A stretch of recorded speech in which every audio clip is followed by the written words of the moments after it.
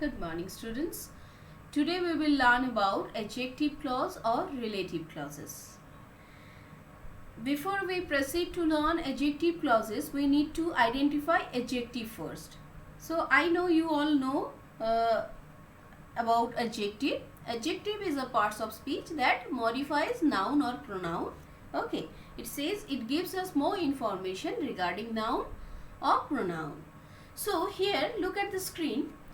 Here we will find two sentences at the very beginning. The first one, the new coat is in the car.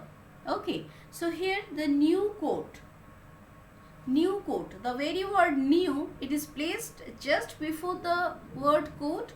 Okay, and it gives us more information about the coat, that it's not an old one, rather it's a new one or newly bought. Okay, so the very word new is an adjective over here. Now let's come to the next sentence. The coat which I bought yesterday is in the car. Which I bought yesterday. That means the new one. Yes, if you purchase something yesterday, that means it's absolutely a new one. But this particular part, which I bought, means new is somehow replaced with this particular clause. Why do we call it a clause? Because it's having subject, verb, but do not satisfy us with complete sense. That's why this part will definitely be considered then as subordinate clause, and this subordinate part serves noun. Here the word coat, okay, which I bought yesterday, means it gives us more information regarding the coat, that it's a new one. So obviously this part is an adjective clause.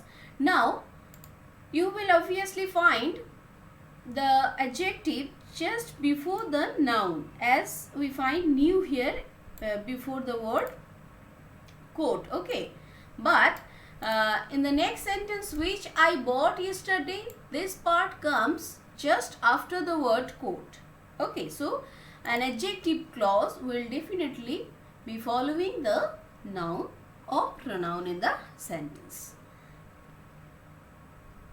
So we can come to the conclusion that as which I bought yesterday, this particular part here, it modifies the noun, that is coat, and it does the work of an adjective. So we can consider it as an adjective clause.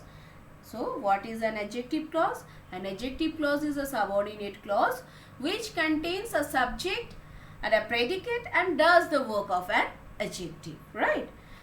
Now, in order to use an adjective clause, we use relative pronouns or relative adverbs. Now, let us come to this table. Here, I have noted down some relative pronouns. Who, whom, whose, which. Okay, all this, so far it is noted over there, all are WH words. Who, whom, whose, these three words, they serve for persons, whereas which, it serves for things, and that, it serves both persons as well as things. Okay, let us come to the example part. She is the girl who works in my office. Now she is the girl, this is okay, she is the girl, no problem, but who works in my office, this particular part says us or gives us more information regarding the girl. We can easily locate the girl with this description, and this description is introduced with the WH word who. So it serves the purpose of relative pronoun, and this is an example of adjective clause where we can find the usage of relative pronoun, and that is who. Okay. Now next one, the computer which I usually use has crashed. The computer which I usually use, this particular part, which I usually use. Now this particular part gives us more information regarding the computer as well as my habit, right? That I usually use this particular computer. So that has somehow crashed. So which is used for the thing computer, and which I usually use. This particular part gives us more information. It expresses something more about my habit as well as the computer, as well as about the computer. So this particular part is subordinate clause which contain relative pronoun which, and it is an adjective clause. Now next one, he has lost the painting that you gave him. He has lost the painting. Up to this much the sentence is complete one. He has lost the painting. But that you gave him, this particular part provides us more information regarding the painting. It expresses something more about the painting, right? We can easily understand which painting is being talked over here. Yes, means the speaker is talking about which particular painting. It can be easily located over here. So that you gave him is the subordinate clause, and this subordinate clause provides us an example of an adjective clause through relative pronoun. Now let us come to relative adverbs. Relative adverbs, that is, yes, relative adverbs. Here it is given where, when, why. So where, when, why, these three words, WH words also, as well, but these three words says us that they talk about place, time and reason. So relative adverb will be definitely dealing with place, time and reason. Look at the first sentence. I have visited the place where Lord Krishna born. So I have visited the place.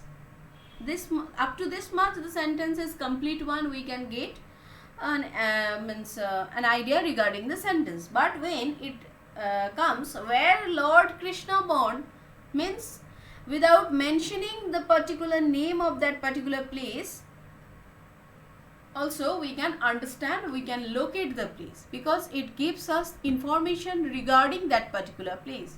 So where Lord Krishna born, this particular subordinate clause, subordinate part is obviously adjective clause because it here we find the relative adverb where, right? Let us come to the next sentence. The time when the flight will land has not been announced. The time when the flight will land has not been announced. So when the flight will land, okay, the time has not been announced. Which time? When the flight will land. So when the flight will land definitely deals with time, and this is relative adverb, thus it is an adjective clause. Now let us come to the next sentence, that is, I don't know the reason why he is so upset. Why he is so upset, this subordinate part deals with relative adverb and it serves that, I told you that it will deal with place, time, reason. Why he is so upset, it deals with reason, and thus it serves the purpose of an adjective clause. Okay, so now so far we have found the sentences everywhere the relative pronoun or relative adverb is quite prominent. Now sometime we will get that relative pronouns and relative adverbs are somehow omitted, and we need to somehow understand. We need to understand those sentences. If the sentence provides us more information regarding the noun or pronoun, we will understand that this is obviously an adjective clause.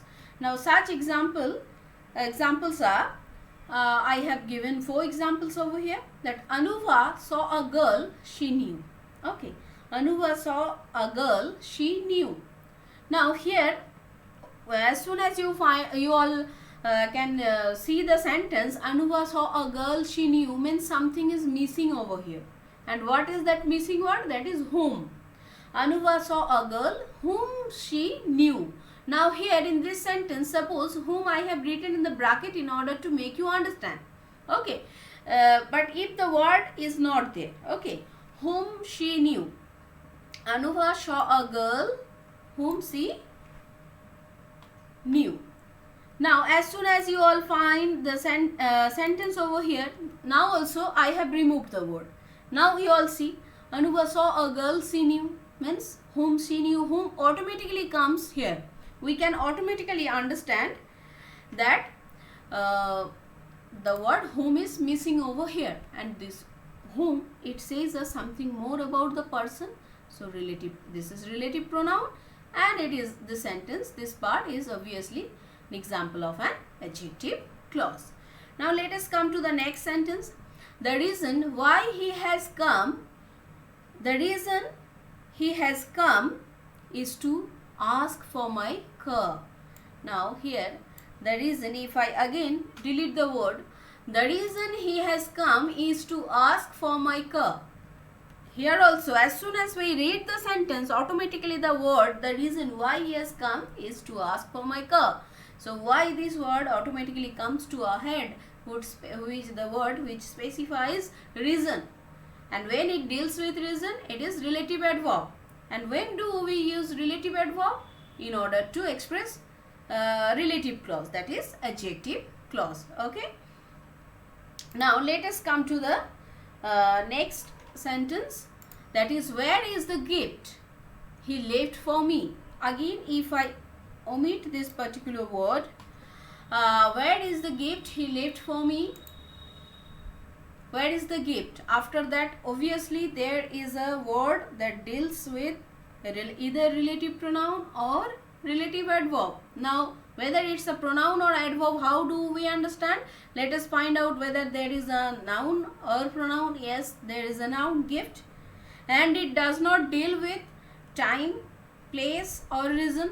So obviously it will be relative pronoun, and that is which we can easily understand as soon as we read the sentence. So we find where is the gift he left for me, and which automatically comes to our head. So next one, the day when, if we just delete the word when, the day you get a promotion, I will celebrate. The day you get a promotion. Okay, whenever you will get a promotion, I will celebrate. So here the day, after the day nothing is there, you get a promotion, I will celebrate. The day I will celebrate, which day? When you get a promotion. So as soon as we read the sentence, automatically the WH word when comes to our mind, and that deals with time. So obviously relative adverb, and which can be easily understood. So this is the discussion regarding adjective clause. So if you all have gone through this session minutely, if you all have listened to me minutely, I hope you all can understand. Okay.